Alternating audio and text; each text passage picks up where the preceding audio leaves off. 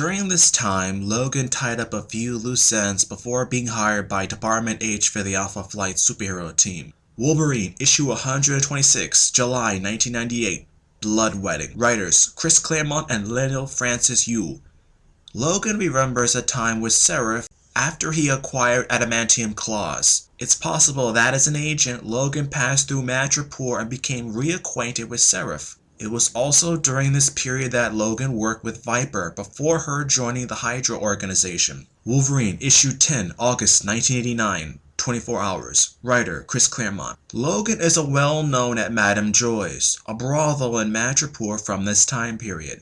Based on conversations, it seems that Logan was known as Patch and used Madame Joy's as a safe house and hospital at times. Marvel Team Up, issue 117, May 1982. Secrets and Senses. Writer J.M. DeMatteis. When shown a photograph of a New York prison, Wolverine instantly expresses familiarity with it. Quote, "I know that joint. They've got the biggest bunch of hardened criminals you could find behind those walls. The lowest of the low." This would suggest that Logan is quite familiar with maximum security prisons. Marvel Fanfare issue 24, January 1986. Elegy. Writer Chris Claremont. Logan and Nick Fury talk about their last mission together before Logan joined the X-Men as Wolverine. Logan reminds Nick that it was in, quote, Vladivostok just before you got tapped to take over S.H.I.E.L.D. At some point, Logan remembers his past with Sabretooth. Classic X-Men issue 10, June 1987. Tag, sucker. Writer Chris Claremont. In relation to Sabretooth, Wolverine mentions shortly after joining the X-Men, quote, "Old hates never die." This would possibly suggest that Logan comes to remember his past with Sabretooth. Chris Claremont notes, quote, "Logan has never defeated Sabretooth in a knockdown, drag-out, kill or be killed berserker fight. By the same token, on every one of his birthdays, Sabretooth has always managed to find him, no matter where Logan was or what he was doing, and come within an inch of killing him, for no other reason than to remind him that he could." End quote. Wolverine issue 10, August 1989. 24 Hours. Writer Chris Claremont. The chief of police in Madripoor, Tight, knows when Logan's birthday is, hinting that there is a record of his birthday somewhere. It could be suggested that this date was recorded due to the annual attacks on Logan from Sabretooth on his birthday. Uncanny X-Men issue 226, February 1988. Go Tell the Spartans. Writer Chris Claremont. Wolverine's quick remembrance of the jungles of Vietnam tells us that he spent a serious amount of time there. Marvel Fanfare issue 33, July 1987. Shadows on the Soul. Writer Chris Claremont. On an uncharted island in the Bermuda Triangle, Wolverine tells Kitty Pryde, quote, "Hanging around this rock's like being on night patrol. You're always on edge, expecting an attack. You can't see him, but you know the enemy's out there, watching, waiting for you to drop your guard." End quote. This is undisputably a reference to his time in Vietnam. Classic X-Men issue 3, November 1986. War Hunt. Writer Chris Claremont. Plotter Len Wein. Cyclops reveals information that Wolverine was stationed at NORAD's Valhalla base in the United States while serving in the Canadian military. X-Men issue 94, August 1974. Chapter 2, Death Over Valhalla High. Writer Chris Claremont. Plotter Len Wein. Wolverine tells Banshee that he has friends at Valhalla, the NORAD command center. Logan continues to struggle with his berserker rages at this time of his life as well. X-Men issue 147, July 1981. Rogue Storm. Writer Chris Claremont. Logan has an intense flashback to see himself dressed in a Canadian military uniform, nearly killing James Hudson while Heather Hudson looks on helplessly. Quote, "It could have been a word, a gesture, a smell. His senses are so acute that he responds to subliminal cues most people don't even notice." End quote. X-Men issue 147, July 1981. Rogue Storm. Writer Chris Claremont. Logan has an intense flashback to see himself dressed in a Canadian military uniform, nearly killing James Hudson while Heather Hudson looks on helplessly. Quote, "It could have been a word, a gesture, a smell. His senses are so acute that he responds to subliminal cues most people don't even notice." End quote. After calming down, Logan apologizes and refers to himself as, quote, "a government-certified psycho killing thing," End quote. He does mention that James helped Logan to control the Berserker rages once and for all. At this point in Wolverine's life, the era of modern superheroes is starting to take place in the modern Marvel Universe within the United States of America, and Canada wants to form its own superhero team to defend the country against the American heroes and villains. Alpha Flight is conceived, and to this day Logan often had mixed feelings on his involvement with Department H. X-Men issue 120, April 1979. Wanted, Wolverine, Dead or Alive. Plotters, Chris Claremont and John Byrne. Writer, Chris Claremont. Logan tells the X-Men of his history when he worked for the Canadian government. Quote, Jimmy Hudson is the head of a project to develop a team of Canadian superheroes. He started by looking for mutants, same as Professor X. He found me. I was his guinea pig. His first big success, his only failure. Hudson gambled on me when all the shrinks said I was uncontrollable, a psycho. In the end, I proved him right. End quote. The Incredible Hulk, issue 181, November 1974. And now, the Wolverine. Writer, Len Wein. A senior officer of the Canadian military comments about the Wolverine, quote, the government has spent a great deal of money developing the mutant's natural-born speed, strength, and savagery into skills of a professional warrior, and despite a few kinks still remaining in his psychological makeup, I think we've done a pretty good job. End quote. Alpha Flight, issue 52, November 1987. Spectres. Writer, Bill Mantlo. Using archives within Department H, Gary Cody watches old footage of James Hudson and Logan. From the type of conversation, it's clear that Hudson's attempt to track down other candidates for his Canadian superhero team has failed, and Logan is getting tired of Hudson's lack of progress.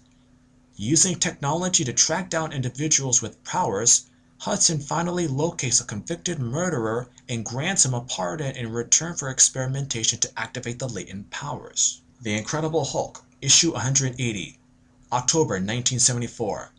And the Wind Howls, Wendigo. Writer, Len Wein. The Hulk arrives in the Canadian North, attracting attention from the top-secret Royal Canadian Air Force tracking installation.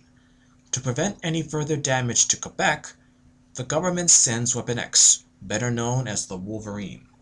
The Incredible Hulk, issue 180, October 1974.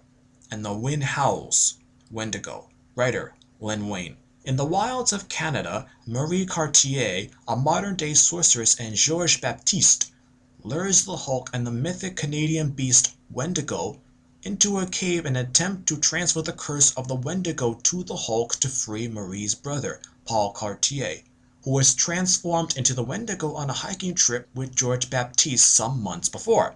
Unfortunately, things don't go the way they wanted, and the Hulk begins a battle with the Wendigo. X-Men issue 139, November 1980. Something Wicked This Way Comes. Writer, Chris Claremont. Plotter, John Byrne. Wolverine remembers with James Hudson about the first mission as the Wolverine for Department H, his fight with the Hulk and Wendigo. In detail, his point of view hiding from behind a tree watching as the situation unfolded between the Hulk and Wendigo a short distance away. The Incredible Hulk, issue 181, November 1974. And now, the Wolverine.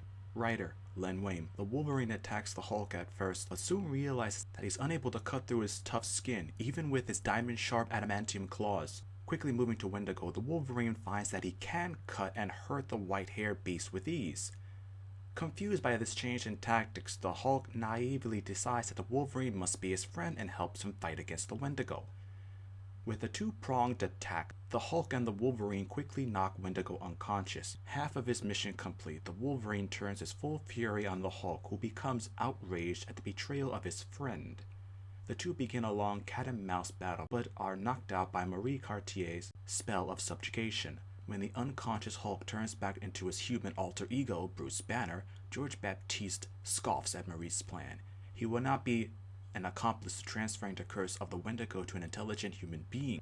Banner turns back into the Hulk and wakes up, intent on resuming the battle with the Wolverine, who was chained up while unconscious. The Hulk smashes the Wolverine into the ground, shattering his bonds, and the two continue their epic fight. But Marie's scream breaks the Wolverine's concentration, allowing the Hulk one monstrous shot, knocking the Wolverine out. It seems that George has completed the transfer of the curse from Marie's brother Paul to himself out of his unrequited love for Marie. The Incredible Hulk, issue 182, December 1974. Between Hammer and Anvil. Writer, Len Wein. The Wolverine tries the continuous battle with the Hulk but is interrupted by a Canadian transport helicopter. The Wolverine's 6 hours for defeating the Hulk have passed, bringing the fight to a conclusion. The Wolverine reluctantly enters a pod from the helicopter while Canadian troops are dispatched to deal with the Hulk. X-Men issue 139, November 1980. Something wicked this way comes. Writer, Chris Claremont. Wolverine talks with James Hudson about his first mission as the Wolverine for Department H, his fight with the Hulk and Wendigo, calling it his only failure as a superhero. Wolverine, issue 9, July 1989. Promises to keep. Writer, Peter David. Logan vividly remembers an incident, 5 years after the Commando raid at the American embassy in Baghdad. He ruthlessly hunts down the mercenaries responsible not only for the death of the Canadian nun, but also for the destruction of her faith. Slowly over the course of days and hundreds of miles, Wolverine kills 10 of the mercenaries, one by one. Finally, he confronts the leader, Malone, in the woods to explain the reason for his anger, but Malone kills himself to deny Wolverine revenge. Alpha Flight, issue 82, March 1984. Genesis. Creator, John Byrne. At Banff National Park in Canada, Heather and James Hudson visit Heather's childhood friend, Dr. Michael Two Youngman. In his care is a strange-looking girl named Narya. After a night of mysterious situations, Dr. Two Youngman confesses that Narya is a shapeshifter capable of changing into any animal of her choice and that he is a shaman able to cast magic spells. James Hudson invites both of them to join Department H, an invitation they accept. Classic X-Men, issue 16, December 1987. Home are the heroes. Writer, Chris Claremont. When preparing to capture Wolverine, James Hudson as Vindicator reminds himself that he desired Wolverine as leader of Alpha Flight, a proposed Canadian superhero team because he was the best at what he did. X-Men, issue 121, May 1979. Classic X-Men, issue 27, November 1988. Shootout at the Stampede. Plotters, Chris Claremont and John Byrne. Writer, Chris Claremont. Wolverine reminds James Hudson that he never gave him a choice about joining Alpha Flight. It's interesting to notice that Chris Claremont removed dialogue when the story was re-released in Classic X-Men. Quote, "You never gave me a choice about being changed or about joining your tin pot Yukon Avengers." End quote. It seems Claremont wanted to be extra clear that James Hudson had nothing to do with Logan acquiring his adamantium skeleton and claws. Alpha Flight, issue 9, part 2, April 1984. A Stranger in My Mirror. Creator, John Byrne. In a less desirable area of Montreal late at night, Jean-Marie Barbier is grabbed by two muggers as Logan watches from a distance. Guided by her mutant abilities, Jean-Marie attacks one of her assailants with a lightning-fast punch. As the other mugger moves in to strike, Logan grabs him from behind and threatens him with a single adamantium claw. Before long, police arrest the criminals, leaving Logan and Jean-Marie to talk. Realizing that she is a mutant, Logan convinces her to travel to Ottawa with him to meet James Hudson as a potential member of the Flight. Around this time, James Hudson completes his first version of the Vindicator battlesuit. X-Men issue 109, February 1978. Home are the heroes. Writer, Chris Claremont. Logan reminds Hudson, quote, "You're forgetting the old days, Jimmy boy. No matter how hard you hit me, I'll keep coming back." End quote. This is probably in reference to battle training Logan had against Hudson's Vindicator battlesuit. Alpha Flight, issue 53, December 1987. A Blast from the Past. Writer, Bill Mantlo. In a flashback created by the psionically powered Bedlam, it's revealed that James Hudson's attempt at creating a Canadian superhero from a convict with latent mutant abilities ends horribly. The mutant develops powerful psionic abilities and nearly kills Hudson, who is testing the Vindicator battlesuit. Wolverine attacks and Bedlam counters with a psychic attack. The diversion gives Hudson enough time to defeat Bedlam with a concussive blast from his Vindicator battlesuit. Alpha Flight issue 52, November 1987. Spectres. Writer, Bill Mantlo. From a Department H video file, Gary Cody witnesses Logan walking out on James Hudson and Alpha Flight after the incident with Bedlam. Logan leaves, telling Hudson, quote, "Call me Wolverine." End quote. This is one of the first instances of Logan referring to himself as Wolverine instead of The Wolverine. Alpha Flight, Issue 53, December 1987, A Blast from the Past. Writer, Bill Mantlo. Wolverine mentions that he quit working for James Hudson because the Bedlam incident ended so horribly. Alpha Flight, Issue 33, April 1986, A Friend in Need. Writer, Bill Mantlo. In a conversation with Heather McDonald, Logan reveals that one of the reasons he left Department H and joined the Canadian Secret Service was because of his strong feelings for Heather. X-Men Issue 120, April 1979. Wanted, Wolverine, Dead or Alive. Plotters, Chris Claremont and John Byrne. Writer, Chris Claremont. Logan tells the X-Men, quote, "I was operational when Hudson gathered the rest of Alpha Flight," end quote. In other words, when Logan returned to intelligence work, James Hudson continued to recruit for Alpha Flight. X-Men Alpha Flight Issue 1, December 1985, The Gift. Writer, Chris Claremont. Heather reminds Logan that James always held out hope that Wolverine would lead Alpha Flight. It's easy to imagine that James Hudson still hoped that Wolverine would return. X-Men Issue 139, November 1980, Something Wicked This Way Comes. Writer, Chris Claremont. Logan reminisces about his fight with the Hulk and Wendigo, and comments that he was out of Canada a lot after that, quote-unquote imitating James Bond. Captain America Annual Issue 8, 1986. Test 1. Writer Mark Grunwald. Former S.H.I.E.L.D. agent Rick Rensler, retired in 1982, recognizes Wolverine, commenting about him, quote, "is reputedly one of the most dangerous free agents to ever rise through the ranks of the intelligence agencies," end quote. With his return to intelligence as Wolverine, Logan revives several old friendships and begins a few new ones. Uncanny X-Men Issue 228, April 1988, Deadly Games. Writer, Chris Claremont. Logan tells Alison Blair and her friend Oz that he had a run-in with Vladimir Semyonovich Zaitsev of the KGB, quote, "wetwork specialist, mayhem and assassination," end quote. Zaitsev also says that he fought against Wolverine. Logan later comments that Henry Peter Gyrick was his CIA liaison when he worked for Canadian Special Intelligence. Possibly Gyrick knows Logan as Wolverine. Possibly the whole interaction between the two starts from this time. Deadpool Issue 27, April 1999. It's a barbarian bunny. Busty bra bonanza in my brain pan. Writer, Joe Kelly. Logan is familiar with Deadpool as the mercenary Wade Wilson, and the pair seems to have a complicated history. Deadpool seems to be familiar with Logan's as well as comments on, quote-unquote, dissertations on honor, pride, end quote.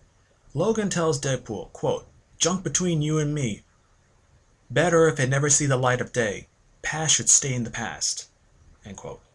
He further notes that Wilson has no sense of honor or dignity, and that he knows of Wilson's past. With everything mentioned, this would tell that Logan interacted with Wilson before he was treated for cancer and transformed into Deadpool. X-Men Issue 62, March 1997.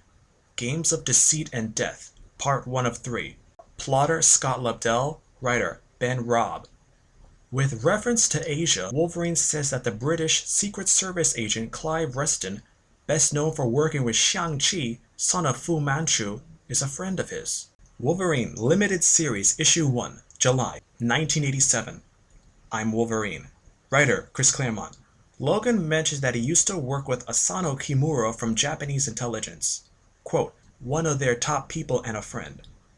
We ran more than our share of dirty missions together, and we owe each other our lives a couple of times over," end quote. It is certainly possible that the both of them worked together after Logan's incident with the Hulk, and possibly even before this. Wolverine Issue 126, July 1998, Blood Wedding. Writer, Chris Claremont. Logan mentions to Kitty Pryde that Seraph fought Sabretooth to save him. Dying as a result of the battle's injuries, Viper, a freelance agent and later of Hydra, fights to help them escape, assisting Logan at Seraph's request.